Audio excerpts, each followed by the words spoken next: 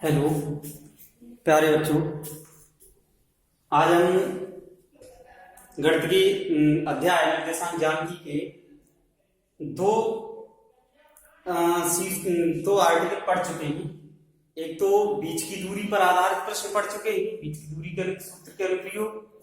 दूसरे विभाजन सूत्र पर आधारित प्रश्नावली पढ़ चुके हैं, उसके सूत्र और अनुप्रयोग। अब बात आती है, अगला है इसमें त्रिभुज का क्षेत्रफल। त्रिभुज का क्षेत्रफल, देखिए इसका सूत्र बता देता हूं पहले। यदि किसी त्रिभुज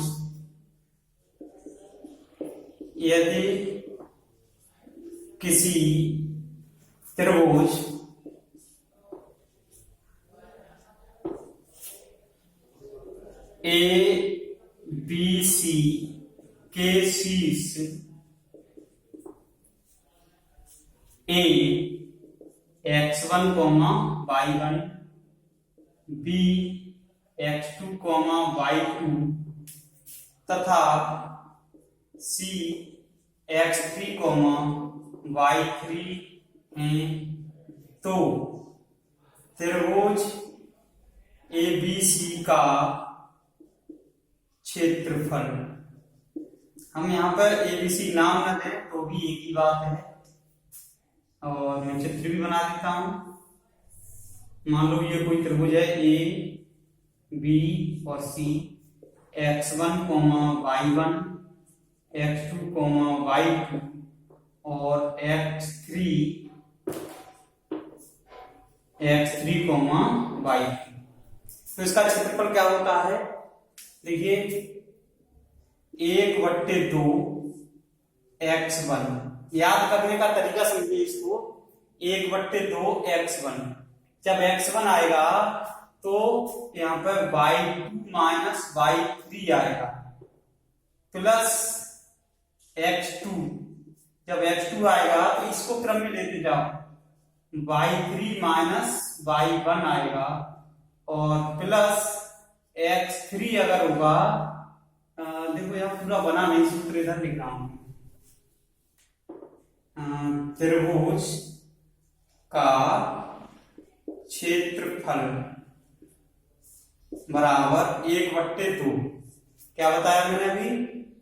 x1 आएगा तो y2 माइनस y3 होगा, प्लस x2 आएगा तो y3 माइनस y1 आएगा, और प्लस x3 आएगा तो y1 माइनस y2 आएगा। ये सूत्र है हमारे त्रिभुज का क्षेत्रफल। कोई भी त्रिभुज दिया है, उसके शीर्ष दिए गए हैं, तो उसका क्षेत्रफल हम इस सूत्र की सहायता से ज्ञात करेंगे। दूसरा देखिए, ये पहला। दूसरा, यदि तीन बिंदु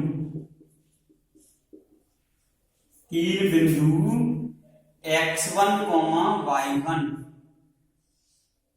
x2, y2 तथा x3, y3 समरेखी हैं, तो अगर ये समरेखी का मतलब होता है एक ही रेखा पर हो। जैसे ये कोई रेखा हो गई और इस पर ही ये तीनों पॉइंट आ जाएं, तो इस रेखा द्वारा कोई एरिया तो घिरेगा नहीं, ना त्रिभुज बनेगा। जब कोई एरिया घिरेगा नहीं, कोई क्षेत्र नहीं घिरेगा, तो उस क्षेत्र का क्षेत्रफल भी ज्ञात नहीं कर सकते। तो क्षेत्रफल घिरेगा ही नहीं, तो क्षेत्रफल क्या होगा? 0। अगर समरेखी हैं तो दिए गए, तो क्या होगा? दिए गए बिंदुओं से बनने वाले त्रिभुज का क्षेत्रफल बराबर 0। तो दो ही तरह के सवाल आएंगे इस एक्सरसाइज में। एक तो त्रिभुज का क्षेत्रफल ज्ञात करने के लिए आएगा और संरेख सिद्ध करने के लिए आएगा। तो ये है दोनों सूत्र हैं। अब बात करते हैं हम एक्सरसाइज की। प्रश्नावली है 7.3, इसका स्क्रीनशॉट ले लीजिए।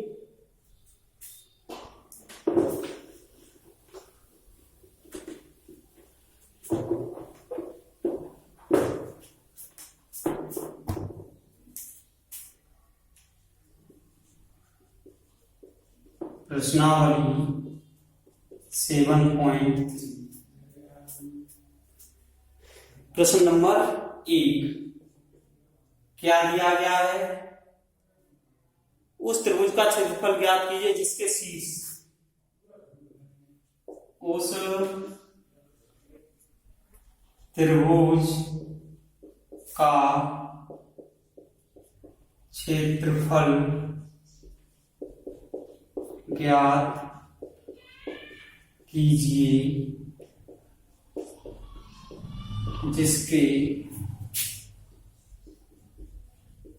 शीर्ष हैं फर्स्ट 2,3 -1,0 और 2,-4 2,-4 और दूसरा खंड है इसी का -5, -1 और 3, -5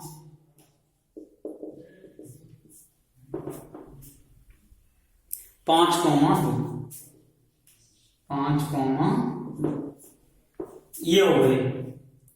तो हल देखिए, इसका हल फर्स्ट पार्ट का बता रहा हूं।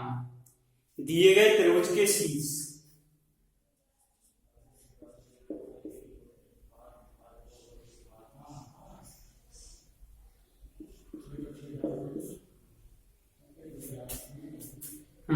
त्रिभुज के दिए गए शीर्ष क्या है? त्रिभुज के दिए गए शीर्ष,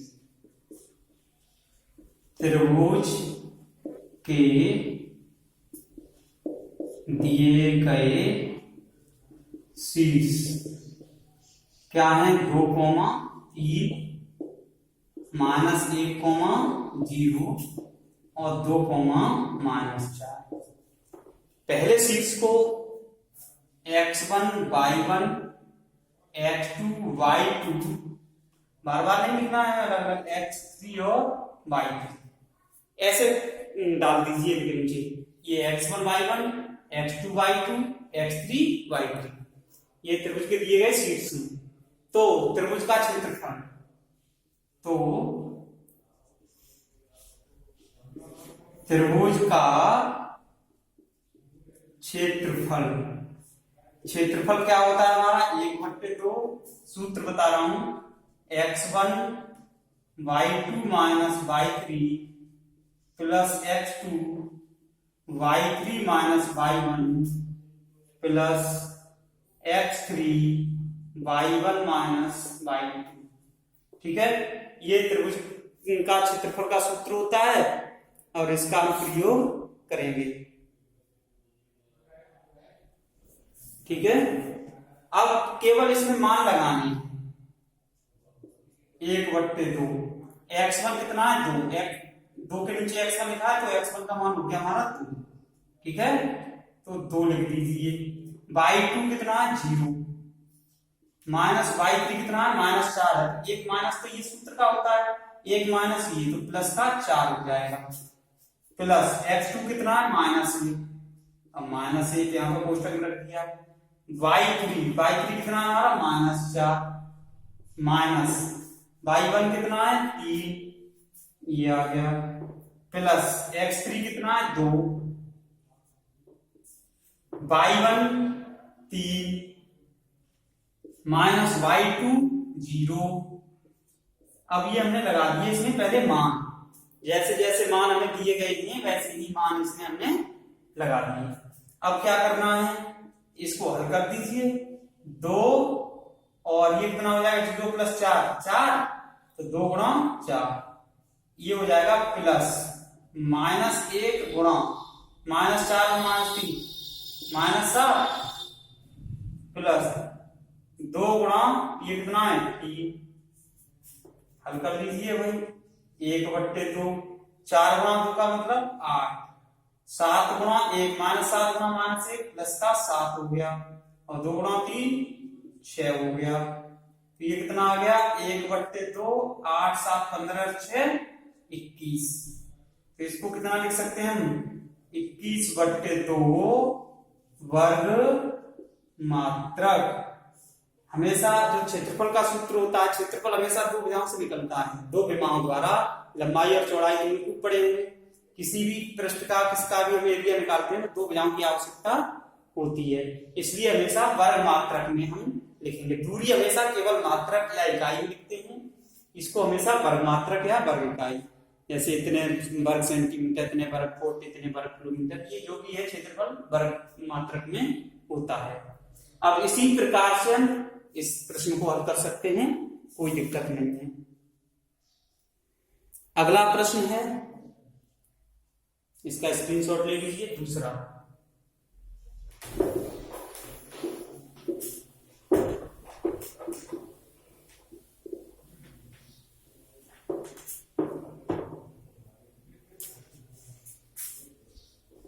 क्या दिया है, निम्नलिखित में से प्रत्येक में k का मान ज्ञात कीजिए।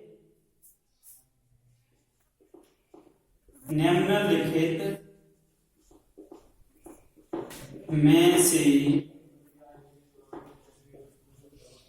प्रत्येक में k का मान ज्ञात कीजिए ताकि तीनों बिंदु संरेखी हों, ताकि तीनों बिंदु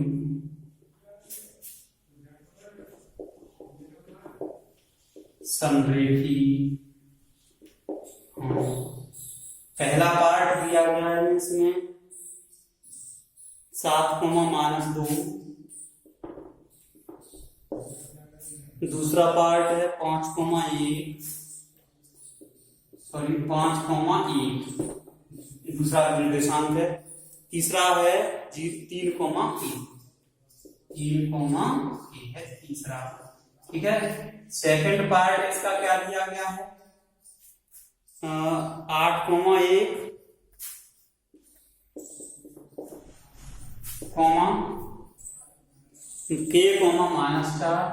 k,-4 और तीसरा है 2,-5 ये दिए गए हैं हमें। अब देखिए इसका हल, अभी मैंने तुम लोगों को बताया था कि हमें अगर 3 बिंदु दिए गए हों और वो संरेखी हैं तो उनके द्वारा कोई भी त्रिभुज नहीं बनता है। जब त्रिभुज नहीं बनेगा, क्षेत्र नहीं गिरेगा, तो हम क्षेत्रफल ज्ञात नहीं कर सकते। तो इस कंडीशन में त्रिभुज का जो क्षेत्रफल होता है वो 0 होता है। तो अब हमें करना क्या है, इसमें देखिए दिए गए बिंदु क्या लिखा है, निम्नलिखित में से प्रत्येक में k का मान ज्ञात कीजिए ताकि तीनों बिंदु संरेखी हों। तो पहले दिए गए बिंदु लिख लीजिए, दिए गए बिंदु लिख लीजिए 7, -2, 5,1, 3,1 ये हो गया। अब इसके नीचे लिख देता हूं x1 ये y1, x2 y2, x3 y3, ठीक है। तो मान लिया ये संरेखी नहीं है तो त्रिभुज का क्षेत्रफल ज्ञात कर देते हैं, ठीक है। दिए गए बिंदुओं द्वारा बने, दिए गए शीर्षों द्वारा बने त्रिभुज का क्षेत्रफल, दिए गए शीर्षों यहाँ पर मैं कोष्ठक में लिख दे रहा हूं, बिंदुओं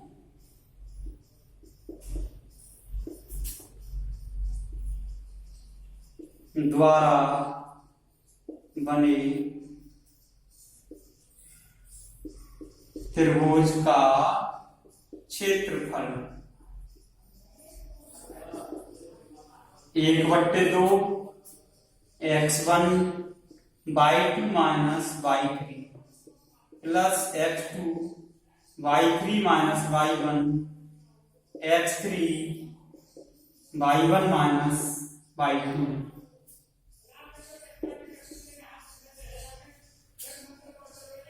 x1 का मान है 7, y2 का मान है 1, y3 का मान है 3 प्लस x2 का मान है 5, y3 का मान है 3 माइनस y1 का मान है -2, तो माइनस माइनस प्लस 2 हो जाएगा, प्लस x3 का मान है 3 और y1 का मान है -2 और y2 का मान है -1। ठीक है, इसमें हमने मान लगा दिए। ये मान लगा के हम कर लो, इसको पहले क्या कर लेते हैं। तो 7 का मान इसमें करते हैं 7 माइनस 7 के, 5 का इसमें कर दो प्लस 5 के प्लस 10, अलग अलग गुणा होगा a के साथ और 2 के साथ। अब -2 और -1 -3 हो गया, -3 का गुणा 3 के साथ करेंगे तो -9 हो जाएगा 1/2। देखो 5 के माइनस के 7 के हैं प्लस के 5 के हैं। ठीक है, पहले तो ये संख्या जोड़ लो, 7 और 10 17, 17 में से 9 घटा दो तो कितने बचेंगे 8 और -7 के प्लस 5 के हैं तो ये बचेंगे -2 के। ठीक है, अब हमें दिया क्या क्या है इधर बता दे रहा हूं मैं। दिए गए बिंदु कैसे हैं, दिए गए बिंदु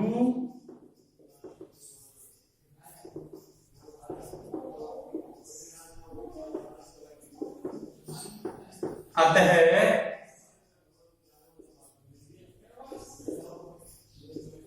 त्रिभुज का क्षेत्रफल बराबर 0। जो हमने बिंदु है वो संदेह की दिए गए हैं हमें प्रश्न में, तो जो क्षेत्रफल निकाला है हमने वो क्या होगा 0। 1/2 8 माइनस 2k इक्वल टू 0, तो 2 का इधर गुणा कर देंगे 0 हो जाएगा। 8 माइनस 2k इक्वल टू 0 और 8 इक्वल टू 2k, k बराबर आ जाएगा 8/2, k बराबर आ गया 8/2, तो k बराबर आ गया हमारा 4। k का मान पूछा था हमसे। इसी प्रकार से हम इसका दूसरा खंड करेंगे हम अपने आप। इसका स्क्रीनशॉट ले लीजिए।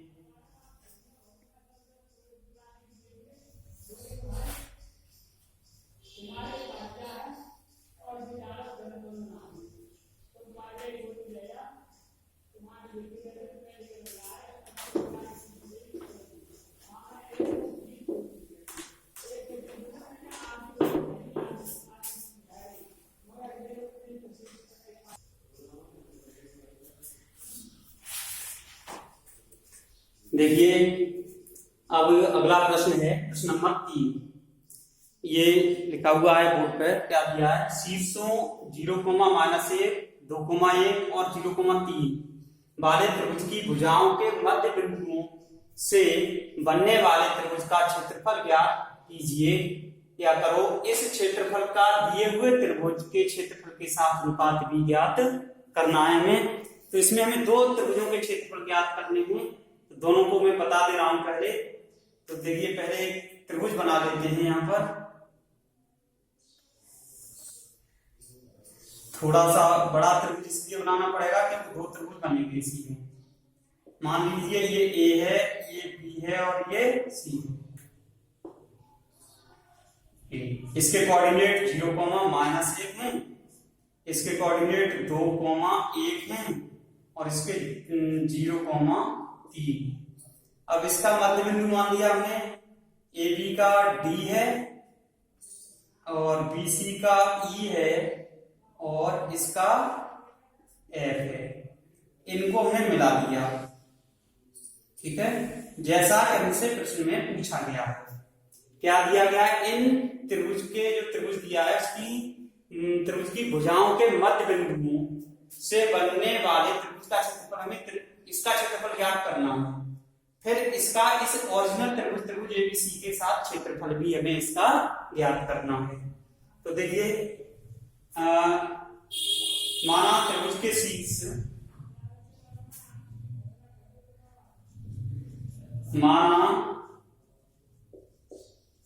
त्रिभुज के शीर्ष ए 0,-1 बी 2,1 और सी 0,3 है। ठीक है, इसको मान लिया हमने x1 y1 जो बाद में मानेंगे। ठीक है, अब भुजा AB का मध्य बिंदु क्या है? D। ठीक है, अब देखिए हम यहां पर लिख रहे हैं, देखिए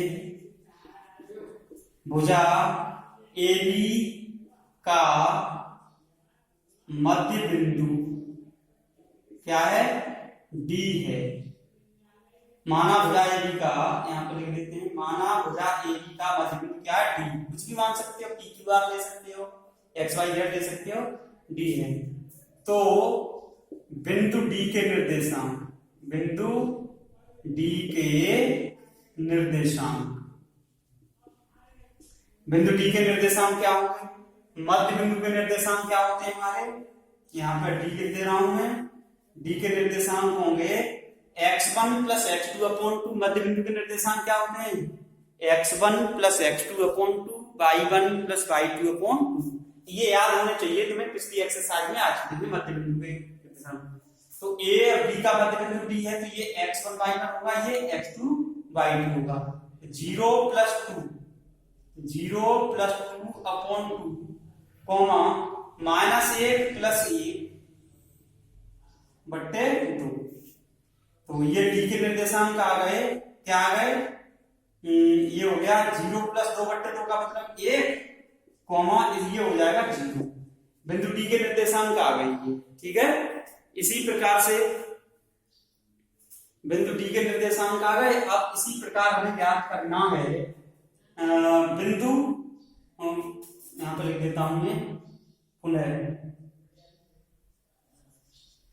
भुजा BC का मध्य बिंदु,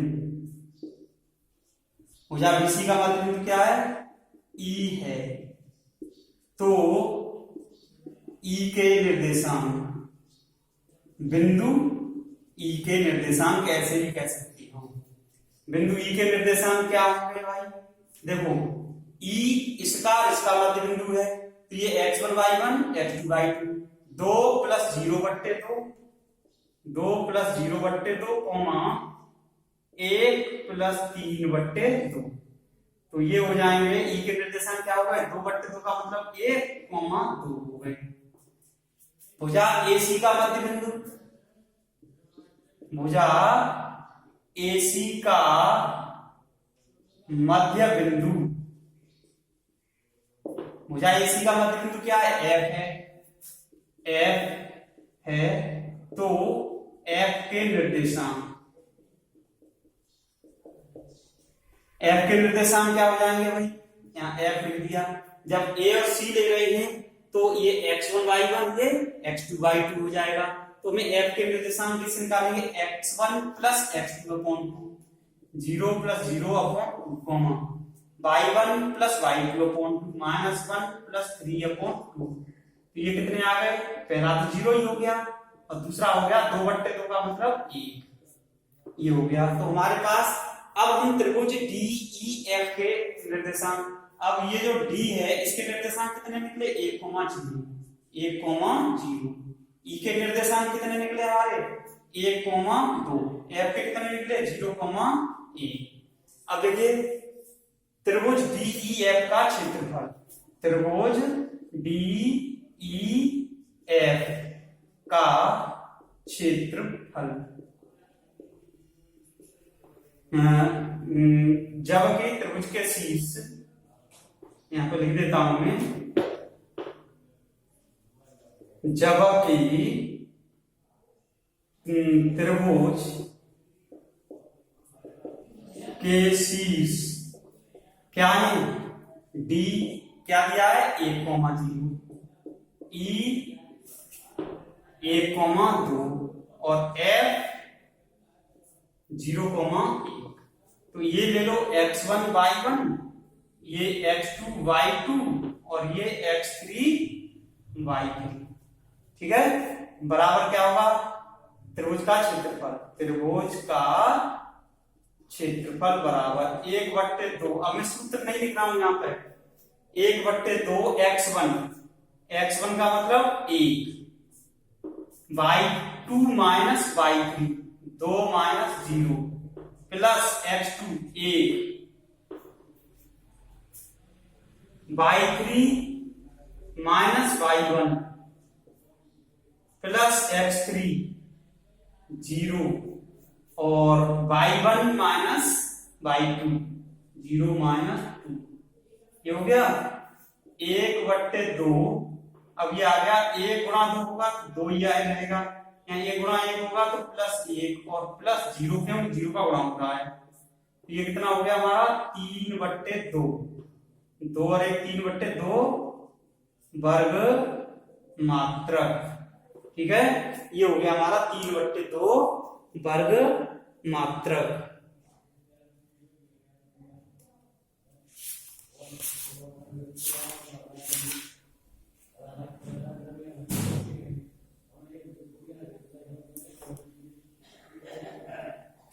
कहीं इसमें मिस्टेक हो रही है थोड़ी सी, इसको मैं बता देता हूं, 1 मिनट समझ लें।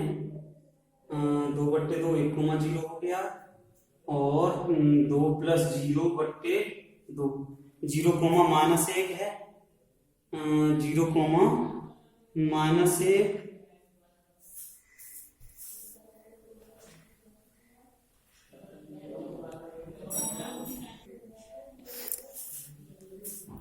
सॉरी स्टूडेंट्स, माफी चाहूंगा, यहाँ पर थोड़ी सी वैल्यू गलत लग गई है। देखिए x1 होता है, x1 तो बना गया इंटू y2 माइनस y3 होता है, तो y3 यहाँ पर 0 ना होके 1 है, बाकी सब ठीक है। तो यहाँ पर 2 की जगह 1 आएगा, तो ये आ जाएगा हमारा 2 की जगह 1 आएगा तो क्या आ जाएगा 1/2 गुणा 2 बराबर 1 वर्ग मात्रक। ये आ गया 1 वर्ग मात्रक। अभी ये प्रश्न अधूरा है, अब हमें क्या करना है, अब हमें त्रिभुज ABC का क्षेत्रफल ज्ञात करना है, त्रिभुज ABC का क्षेत्रफल ज्ञात करना है और इस त्रिभुज DEF के क्षेत्रफल के साथ उसका अनुपात ज्ञात करना है। तो आप लोग कर सकते हैं इसको क्या, तो देखिए मैं बता देता हूं इसको थोड़ा सा। यहां पर त्रिभुज ABC का क्षेत्रफल देखिए, अब यहां पे आएगा नहीं,